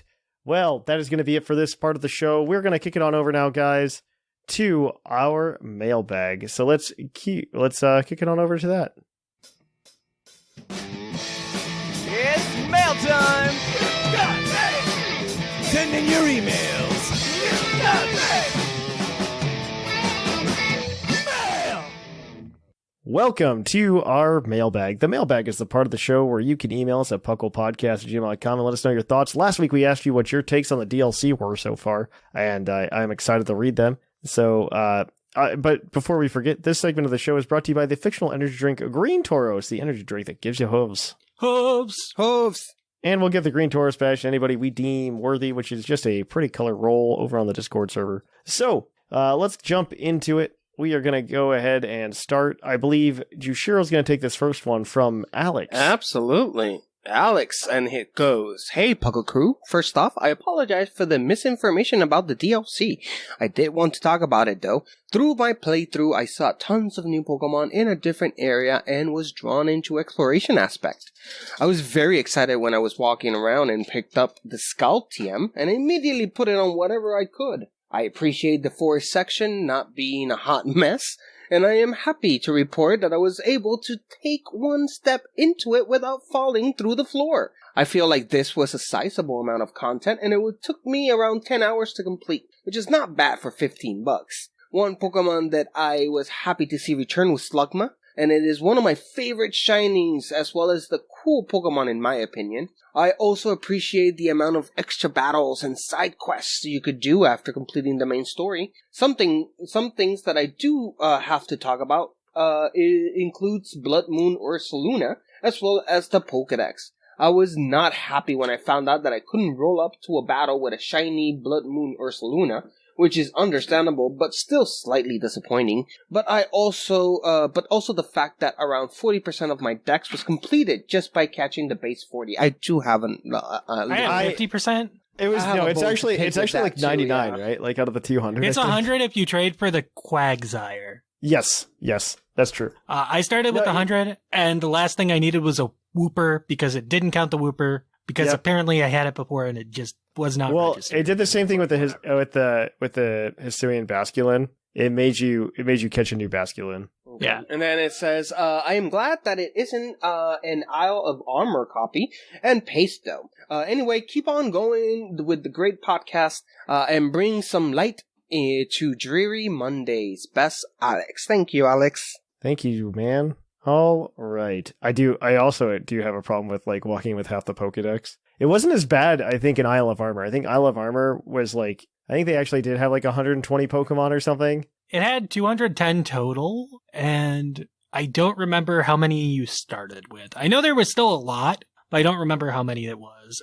It was probably like 80 something, 90 something. Yeah, it felt like that. The one that was really bad was Crown Tundra, because a lot of the Pokemon that were added were the legendaries that weren't in the dex, but they still tried to have a 200 Pokemon dex, and you ended up walking in with like 140 of them. And then like half of them were the fossils after that, so it's it felt bad.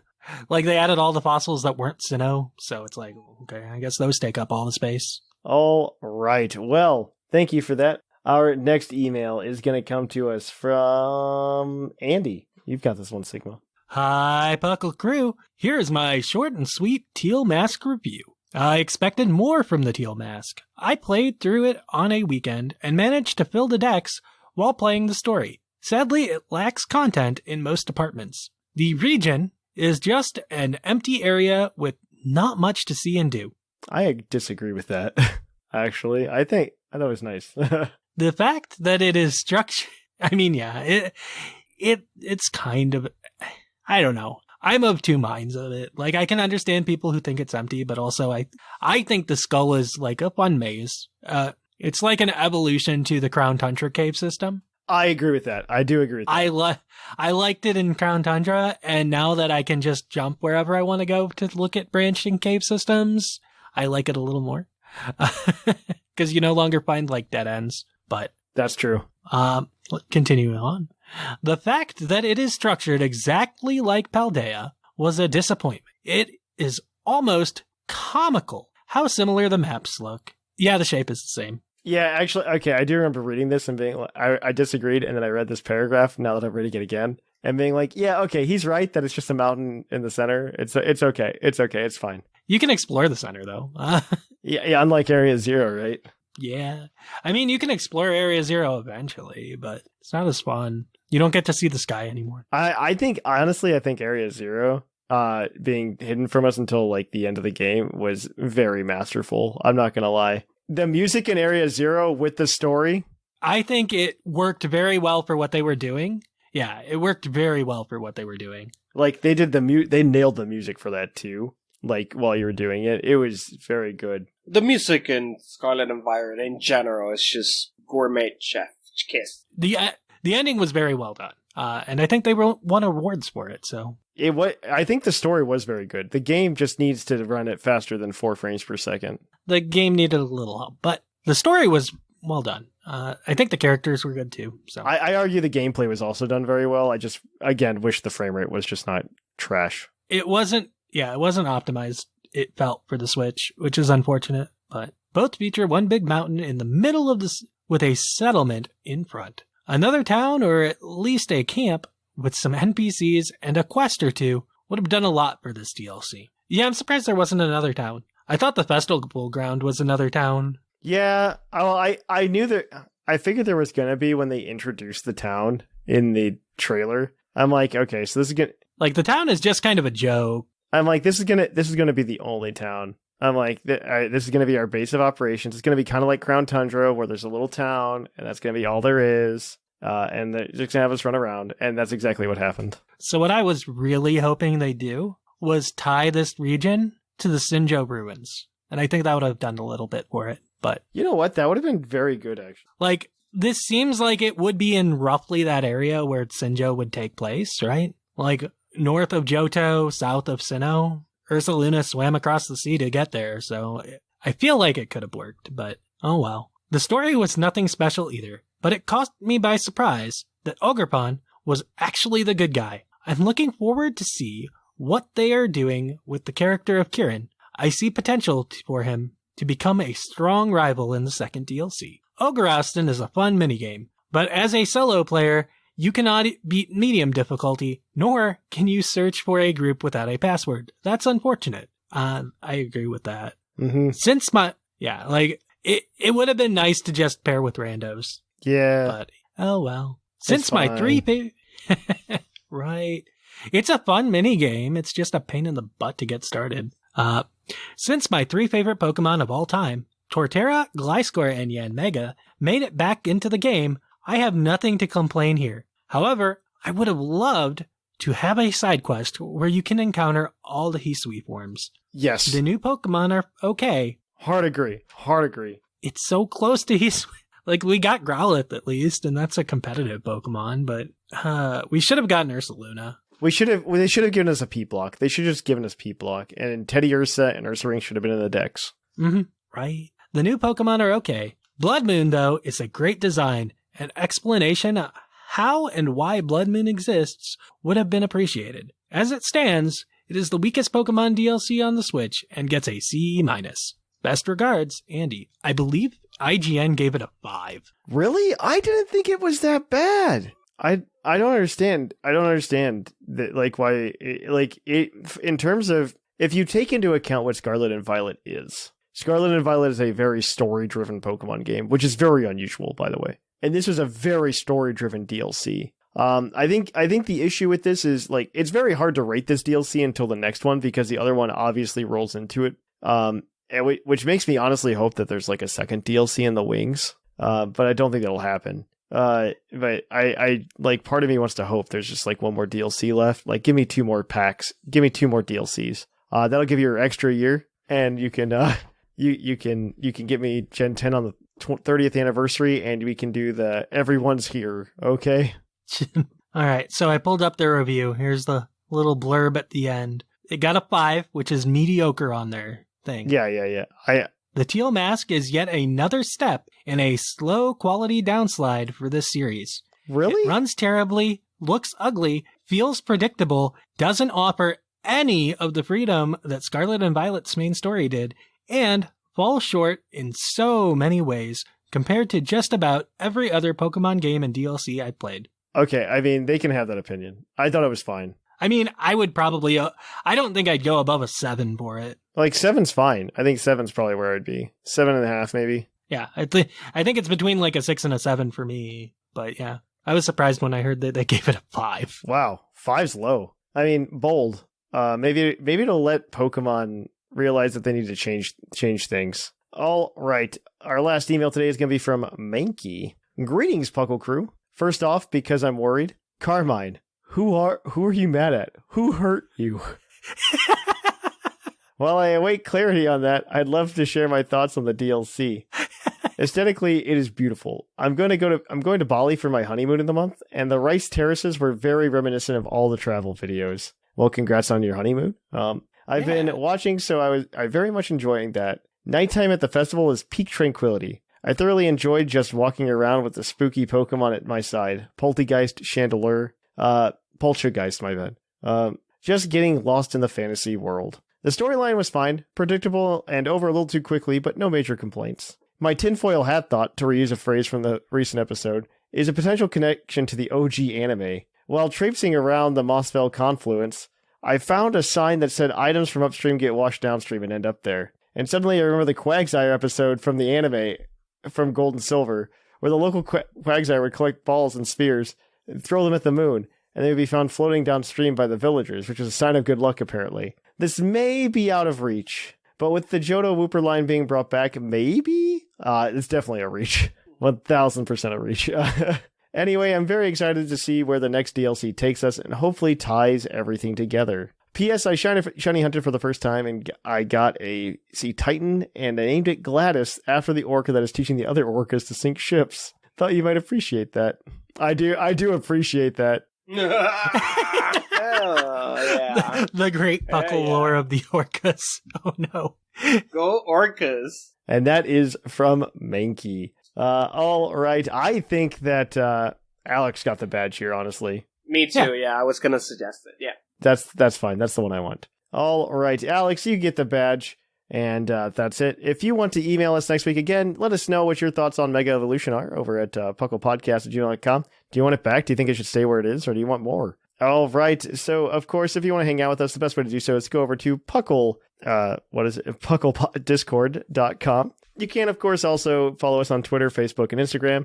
Additionally, you can go over to our YouTube, youtube.com/PucklePodcast, our Twitch, twitch.tv/ThePucklePodcast. And if you'd like to support the show, 2 ways to do so. One, you can go over to trollandtoad.com and buy some cardboard using code PucklePod5 at checkout. We really appreciate it when you use that code. And additionally, if you want to, you could head over to Patreon at patreon.com/PucklePodcast. A couple new shows are coming out over there. So if you want access to those, I believe those are at the $5 tier. Though one of them might be locked behind the 10 soon. So we are going to go ahead and, I think there should be a teaser for one of those at the end of this too. So definitely check that out. It was on last week's, actually. So yeah. Oh. No, there's another one. There was one on last week. That show didn't come out because I forgot to upload it before I left for Madison, Wisconsin. So it's going to come out before this episode's up. But it will be there. But there's going to be another show on top of that. Like, I think we're up to 3 Patreon shows a month now. So yeah, there's an episode where I interview one of you guys. And then there's another one where I will go ahead and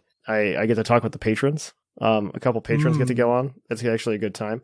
If you want to be a patron that's on the show, the higher the tier, the better. But again, the Patreon's probably going to be restructured for October, so definitely watch out for that as well. Things are going to be changing here in Puckleland.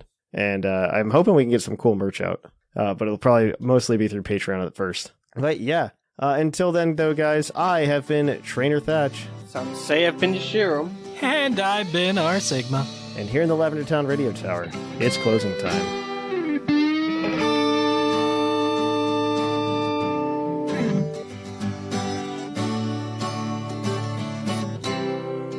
It's closing time in Lavender Town. Time to say our goodbyes. It's closing time. Farewell, my friends. I'll catch you on the flip side.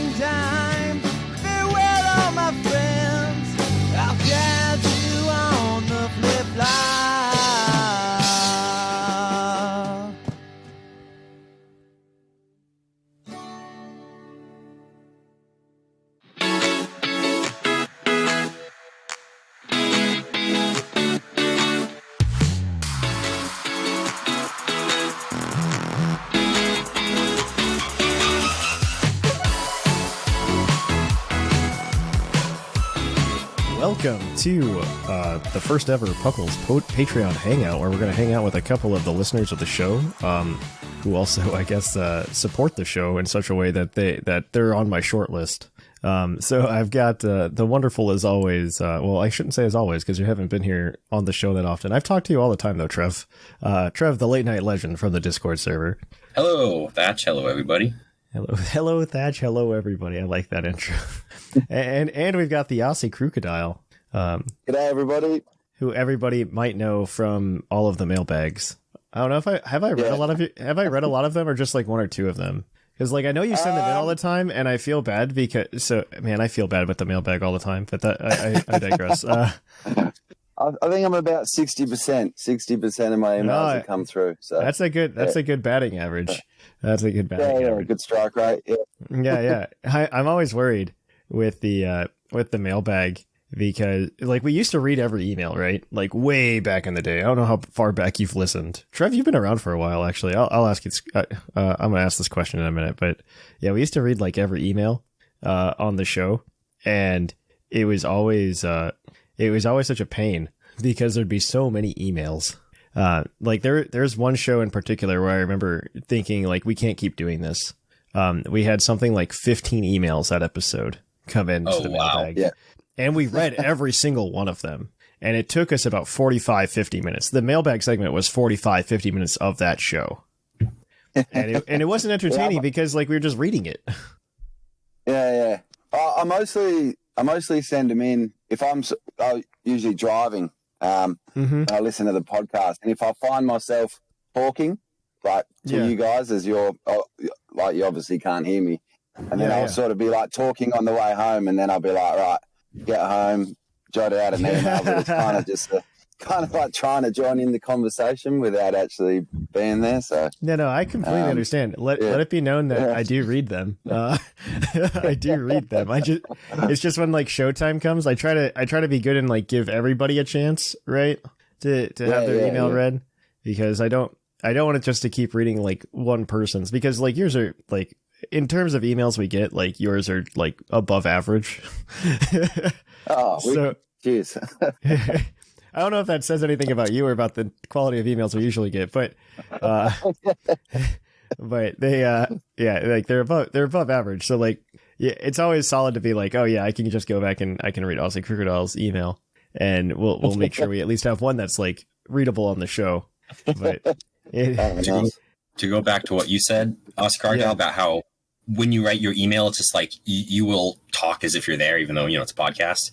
I would do the same thing, but I listen to it in the car on the way to work with my brother in the car with me, and we're both listening to the podcast. So I have the advantage when someone makes a point on the podcast that we like, we agree with, we have something to say, we pause it and we like discuss it with each other. We're like, oh, that is such a good point he made. I agree. Game Freak ETC needs to do whatever still. And like I have that. I pause it. I talk to my brother. So you have a podcast about the podcast in your car. That's what I'm basically. Yeah, you have oh man. Yeah. Okay. So I don't want this to just be like an hour of us talking about mailbags, but I mean it could be if you want it to be, but I guess like a little bit of introduction to like who you guys are, right? Like so I've got like some baseline questions for like who you are, what you want to talk about, but I guess the first question is like, how long have you been listening to Puckle? How did you get into Pokemon, and why did you even look for Puckle in the first place? Like those 3 questions right there. Feel free to answer them in any amount of detail you want to. I'll let Trev go first because I called on you first. Okay. Earlier. So what was the first one? How long have you been? How long have you been at Puckle? And yeah. How did you get into Pokemon? What was your first experience with Pokemon? And then why did you search for Puckle? That's what I want to know. Okay, so joining Puckle, that was before Sword and Shield came out. For sure. No, because I've known you for a while. Yeah, but I don't remember, like, I wasn't in the Puckle community during Gen 8.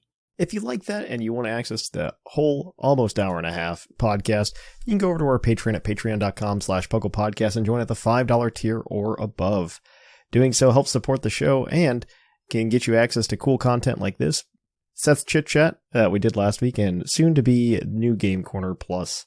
So please check that out, guys.